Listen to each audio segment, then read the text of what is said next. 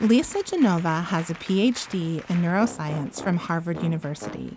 She is the New York Times bestselling author of the novels Still Alice, Left Neglected, Love Anthony, and Inside the O'Briens.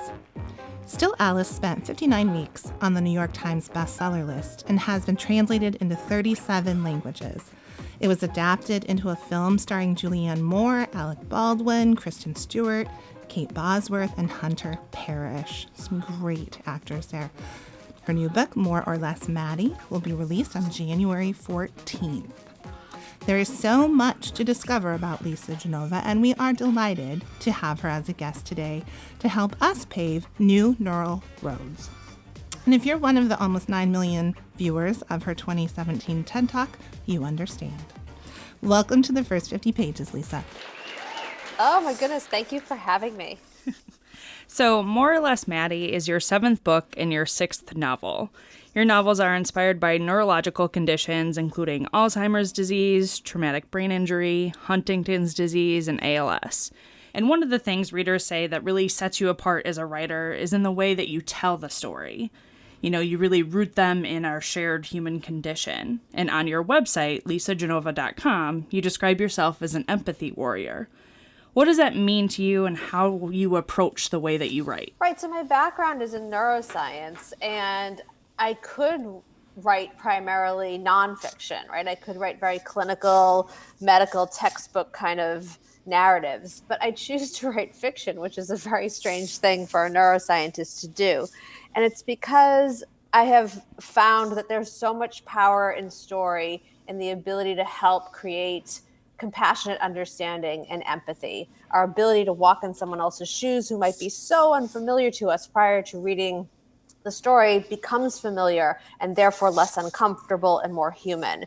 And so, yeah, with every book I write, I choose a topic about a person living with a neurological disease, a disorder, a condition, a mental illness, people who are generally ignored, feared, and misunderstood for what's going on inside their brains.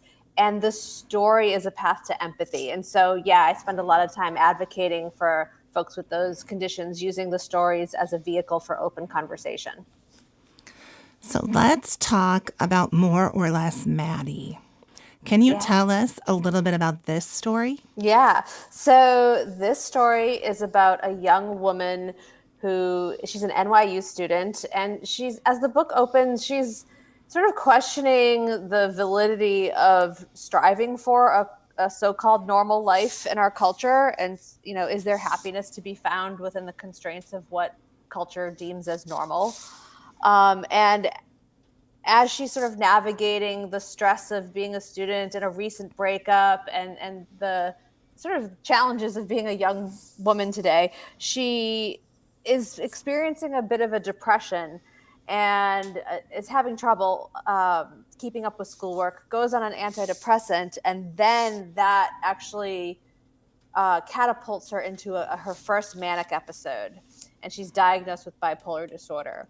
So this story is about her diagnosis, her treatments and struggles with medications and side effects, and the quest to sort of find herself and who she is outside of this sort of imposed identity of bipolar disorder and how to live and thrive with it. And she ends up choosing a path very outside of normal, a career of stand-up comedy. Which is a really interesting counterpoint to the story. And yeah, it's really interesting to see how that evolves for her as a character. So we're excited to talk more about that for sure. So this is your first novel about a disorder that's classified as a mental illness. Was writing about a mental illness different for you in ways that were unexpected? Yes and no. So it's so interesting, and I'm very excited to be in conversation about this. That anything is categorized as a mental illness is a completely made up term. I mean, all of them are really, whether it's a neurological disease, a neurological condition, a neurodegenerative disease. These are just labels we put on behaviors and disease and conditions that have to do with the brain. And so interestingly, if we're talking about depression, bipolar disorder, schizophrenia, anxiety disorders, PTSD, those get lumped into a new category called mental illness. And while I think there's a certain amount of stigma that goes along with anything having to do with anything going on from the neck up, like I think there's a certain kind of taboo if you've got something going wrong with your brain. There is a heightened stigma, shame, taboo that happens for folks who get labeled mentally ill. I think that it unfortunately carries with it a level of distrust and dismissiveness when that is your label. I also recognize that part of the reason I think they get labeled mental illness, one is the sort of category of behavior that it tends to be mood and personality centered, but also that we today don't really understand much about the biology of those conditions, as opposed to something like Alzheimer's or Huntington's or ALS, where we have more of a grasp of what's actually causing those things. We know very little about what causes bipolar disorder.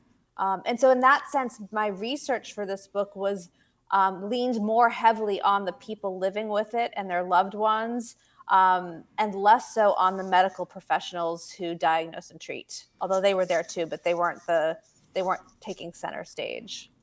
And you really do get that from Maddie's experiences throughout the book, in her interactions with her family and boyfriend and friends, coworkers. You really kind of get, it is something she wants to hide. And she's, there, you really feel that shame, that she doesn't want people to know this about her because of the stigmas attached. That really comes through, I think, in the story.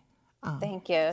Yeah, I think she's worried that she'll be excluded from belonging, right? If people find out that she has this, then that's how they'll see her. She at times talks about like can her mother sort of unsee this and still, see her as a daughter first and not a broken daughter.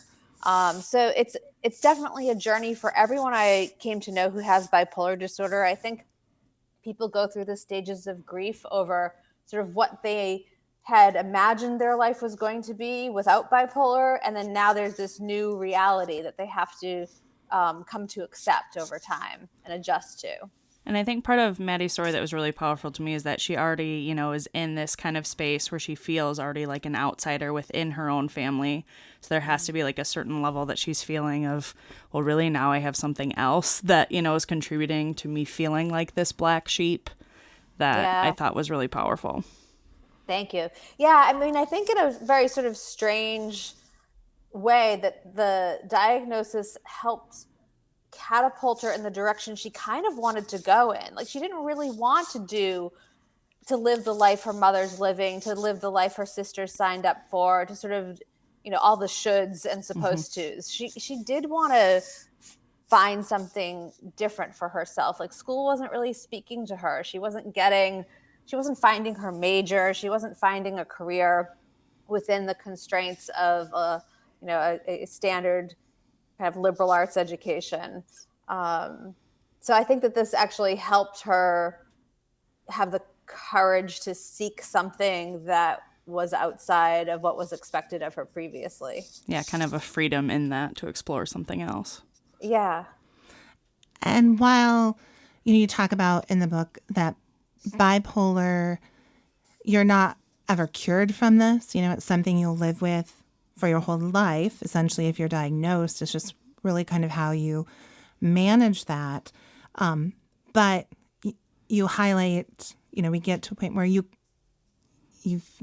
and I don't want to have any spoilers, but you can live with it, right? Like it managed in the right way. It is something that people can live productively yes. with. Yes. So. Yes, absolutely. I think it's what I've learned is it's an incredibly difficult disorder to live with, especially if you don't have the right tools and guardrails in place. So finding the right combination of medications that work for you, that you can tolerate. The meds for this disorder they're really tough. They're not designed for bipolar disorder. They're serendipitously discovered drugs for other things that are being applied to bipolar disorder. And so there's a non-specificity, which means that it acts pretty like promiscuously throughout the brain. And you have a lot, which means you have a lot of side effects. And so most people, until they figure out the right combination and dosage, live for periods of time where you could argue that the symptoms of their side effects are actually worse than the symptoms of the illness itself. So it really is a struggle. But landing on the right medications will definitely help to reduce the reoccurrence and the severity, should they recur, of manic episodes and depressive episodes. So you'll stay in sort of a normal mood state for longer and less severe if you swing outside. In addition to that, it's having the support of family, friends, a therapist, people who can help you identify what might be your early warning signs and triggers, and can sort of be in collaboration with you on staying stable.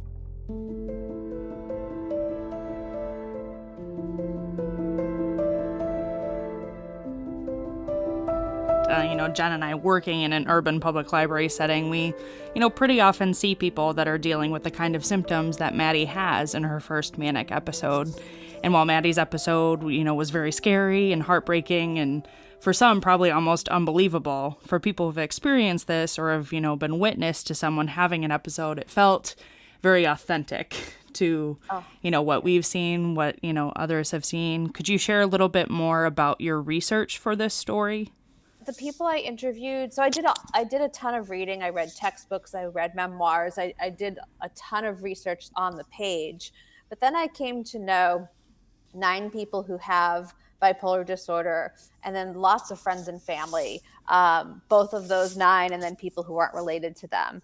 And these folks really were incredibly trusting and kind and generous with me, spending lots of their time sharing their most intimate moments, their most vulnerable moments, where things really were outside of their control in their own lives. Very scary times for them. And it's incredibly humbling, and also gives me an incredible sense of responsibility to take what I've learned and then go tell the truth under the imagined circumstances of this story. Yeah. One of the things that we often struggle with in the public library setting is when we have to call for outside help or assistance. Okay. And there's an interesting point in the story, where I think a doctor says to Maddy, "You're lucky that an experienced officer responded to this call." Yep. Yeah. Yep. Yeah. So she's having her first manic episode. She comes home for Thanksgiving, and Maddy has bipolar 1, which means she has full manic episodes with delusions. So her thoughts have become detached from reality, in addition to all of the sort of grandiose thinking and the risk-taking and the excessive amounts of energy and lack of sleep. So she comes to believe that she has a special relationship with Taylor Swift, and that she's going to be writing Taylor's memoir.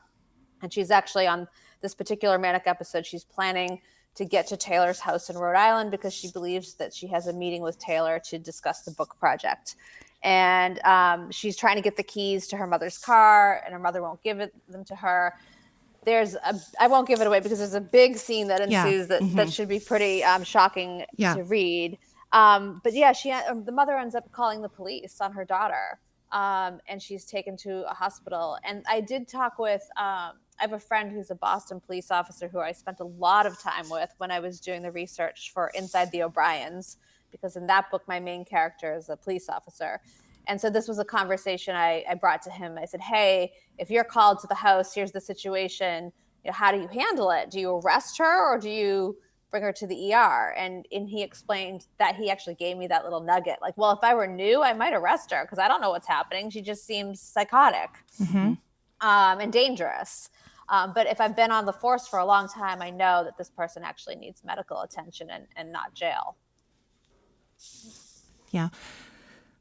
Yeah, it was a power. It was a really powerful scene. We're like trying to think of like what to say without like giving any spoilers away. It's a hard line. It's a hard line. I need to stop. Yeah, because that scene is like that. My editor in the first draft, when she wrote on the comments, she's like, "Wow, that must have been was that something like, was that as breathless to write as it was to read? And I was like, it was. I was actually out of breath writing it. Yeah. And we know that words matter. And in reading your book, I've been thinking more about the words that I default to. So now I'm actively trying to trade mental illness for mental health in conversation. And even thinking about how to refer to people who have bipolar instead of that they are bipolar. That was such an interesting point, in the book that Maddy makes such a good argument for in the book. One other thing that I picked up along the way, it was subtle. I kind of caught it in passing, but I'm so glad that you included it in the story. This idea that women, I think especially, are called bipolar as a slander, right? If they show emotion or get upset. And I think that does play into the social stigma, when people are diagnosed as bipolar. But, it's, it was good. Yeah, thank you. Oh, I appreciate that so much. Yeah, and so again, because this is a novel, this is not meant to feel academic or like I'm on a soapbox preaching or lecturing.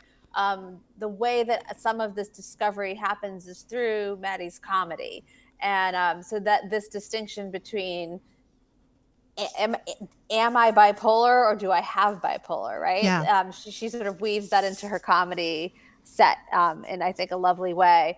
But yeah, I think that's important. I think this disorder is a crisis of identity in some ways, right? It's so big, so powerful. It does overtake, and it can be so destructive. It leaves people wondering, like, okay, is this who I am now?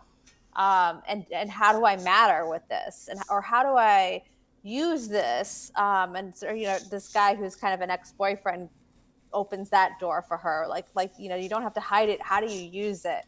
Don't let it overtake you, but it is part of you. So yeah, this distinction between I am bipolar versus I have bipolar.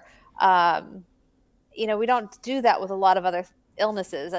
Like if we go back to Still Alice, I would never say I am Alzheimer's disease. Yeah. I would say I have Alzheimer's disease.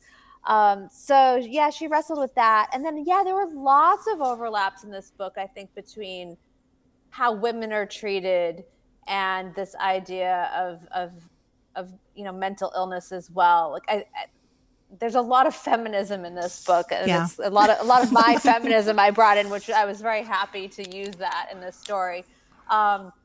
Where she talks about how boys her age will dismiss their girlfriend if she's getting emotional and say, oh, you're bipolar. And bipolar is interchangeable with like, you're crazy, you're nuts, you're unhinged, basically dismissing you. You're not worthy of listening to any further. And just how women can be dismissed if they're complaining of symptoms of depression to their primary care physician or their GYN. Like, oh, it's probably PMS. Yeah. Let me put you on birth control to fix that for you. So I wanted to bring up all the ways that maybe this is at first minimized and then over dramatized or over compensated for. And in both ends of that extreme, interestingly, like, women get dismissed.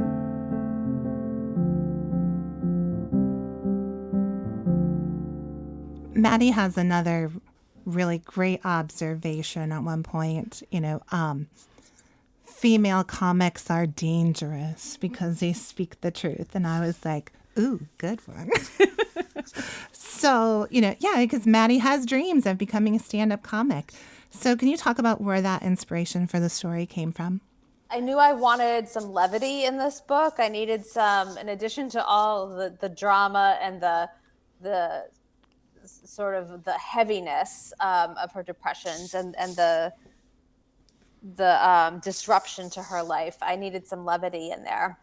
And I found my way to comedy in an interesting way. I think that I wanted her to have an interest that was outside of the norm, that not many women are a part of. I wanted that feminist angle. And I also loved that in stand-up comedy, kind of as a metaphor, these comedians actually experience the swings of someone who has bipolar disorder on center stage under the spotlight in front of an audience in a public way. What I mean by that is if you're a stand-up comic and you're bombing, you're not connecting with the audience, every joke is not landing, and you're just being met with silence and crossed arms. The comedians all will say it feels like a death. It feels like the worst depression. You feel so alone and miserable, and you just want to curl into a ball or get the hell out of there. It's the worst feeling they've ever had. Yeah, I can totally I can totally see it. But on the flip side, when they're killing it and the jokes are landing and they're in connection with everyone in the audience and everybody's laughing and they're getting it, and you just feel like everyone gets you, it's the biggest high. It is the most exhilarating feeling, and it's sort of addictive. Like, that's why comedians want to do it again. It's to chase that next connected laugh. And so I think that in that way, there's this interesting metaphor that being a comic can feel a bit moment to moment, like you're going through the swings of bipolar, manic, and depressive episodes, depending on how the audience is reacting. So yeah, that was kind of the idea. And I also thought that maybe, people use humor to help them heal and understand and cope. And I thought that maybe giving Maddie this pursuit of comedy would give her a chance to process some of what's going on in a way that could be funny and a way that we could laugh with her. And we could, part of why I do what I do is I want to make these topics accessible and approachable, conversational, like not taboo. And humor is such a great way to do that. That being said, that was probably the most challenging thing for me. I don't write stand-up comedy, so I had to learn. I took a stand-up comedy writing class out of New York. I did a 5-minute set, and I really worked hard to develop Maddie's comedy within this novel. It was fun. There, you have jokes that land, right? I mean, there are some laugh out loud moments for sure. Good. I just kept thinking that's a commitment to your craft to, take that on of, I'm going to learn some stand-up comedy and I'm going to perform a set so that I can write about it. Yeah, thank you. And when I first signed up for the class, I explained to the instructor, I'm like, well, look, I'm writing from the perspective of a 20-year-old. And so I'm going to do my class as if I'm her and tell the jokes of a 20-year-old. And he's immediately said, no, you're not doing that. You're going to tell your jokes as you. However, I like 52-year-old Lisa at the time. And he's like, and yeah, that was the requirement. And I immediately was like, oh, shoot. I have to be that vulnerable. Okay. Shoot. All right.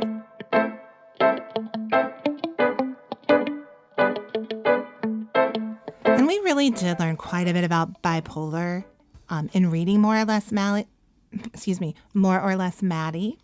But really, you talked about this earlier, the magic of fiction is that it can give us that compassionate and nuanced understanding. When we can put ourselves into the story, we do build empathy. So in writing this story, has there been, one thing, I'm sure there's lots of things, but one thing that stands out that you learned about bipolar that will stay with you? Yeah, I mean, there's so much, but one of the things I'd love to talk about is I think that one of my preconceptions going into this, in sort of obliquely hearing about friends of friends or people that I know that have bipolar disorder prior to this book, the conversations would be like, oh, so-and-so's not doing so well. Or we haven't seen someone in a long time, or someone's, missing from the family holiday, or something's gone on. And then the sentence goes, oh, they went off their meds. And then there's this sort of like silent agreement, and it's a judgment. Like, oh, well, then they brought it on themselves. They should know better. And what I came to appreciate in doing the research for this story and talking with all the people I've spoken with, and then in writing the story, and what I hope I conveyed is how incredibly difficult it is to be on these medications. That these medications cause all kinds of side effects that are tough to deal with, from hand tremor to weight gain to nausea, to foggy thinking and dizziness. And this is, every day indefinitely. the other thing I think that happens is that if the drugs are working and you're stable for a long time, say a year, 2 years, 10 years, and you're taking these medications every day and you haven't had a manic episode in years, you kind of forget how bad it was. I mean, I think about, I've had 3 kids, and I think that all women, we kind of forget how bad pregnancy and labor and delivery were. We're like, yeah, I'll have another kid. So I think time goes by. And by the way, when you're manic and depressed, you don't lay down memories as well as you would in a stable state. So like people who are manic they have a fuzzy memory of that episode to begin with because the brain didn't consolidate memories properly during that time. And then time goes by and you kind of forget, and you might think, well, you know what, maybe it wasn't that bad. And oh, by the way, there's no blood test, no brain scan to diagnose this disease. There's no like quote unquote proof that you have this. So it's not like, oh, we saw the x-ray, we saw the MRI, we have the blood work. It's based on a conversation. And so you might think, well, maybe they were wrong. Maybe, you know what, I was so much younger then and I wasn't sleeping much. And maybe it was just, I was really stressed out and overwhelmed. I think I'm going to try going off the meds. And so what I learned, and that was a long circuitous way of saying, like, it makes so much sense to me that you'd try to go off your meds at some point. And that we shouldn't villainize folks for doing so. Like, I know personally I will hold more space and compassion and gentle kindness toward folks who go off their meds. Because it's like, yeah, that makes sense. What do you need now? How can I help?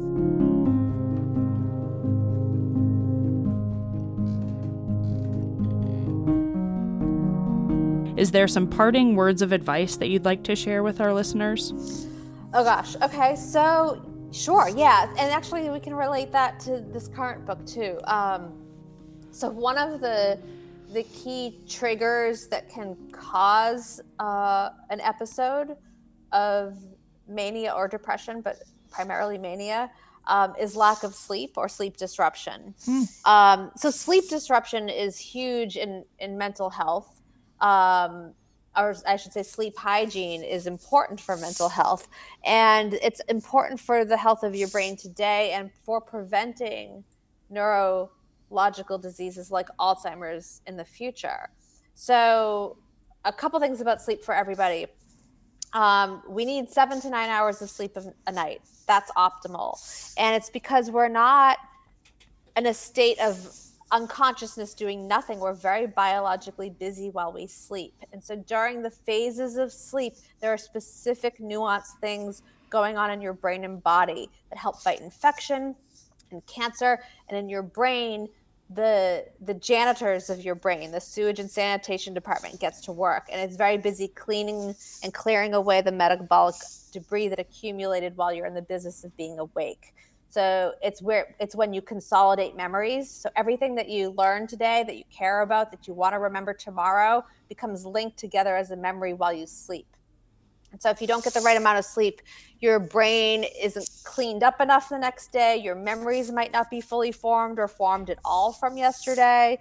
You'll have a hard time paying attention today if I didn't get a good night's sleep last night. So for optimal brain functioning, all the neuroscientists I know make sleep a priority. I think I know what my New Year's intention is now, right? Okay. Yeah, no. And by the way, and folks, don't give up because, I'm in menopause now, and I've had horrible time getting to sleep, and at all points of life, people have difficulty with sleeping. I totally recognize that. So you don't have to say, well, I got a terrible night's sleep last night, and therefore I won't try anymore. I'm hopeless. It's like, well, every night that you can give yourself a good night's sleep, I feel good about that. Know that you're doing something that's really great for your brain and the health of your cognitive abilities. Thank you for such a great conversation today, Lisa, and for giving readers a place in More or Less Maddy to start more conversations about mental health. Oh my goodness. Thank you very much for reading it and asking such wonderful questions. I really appreciate you.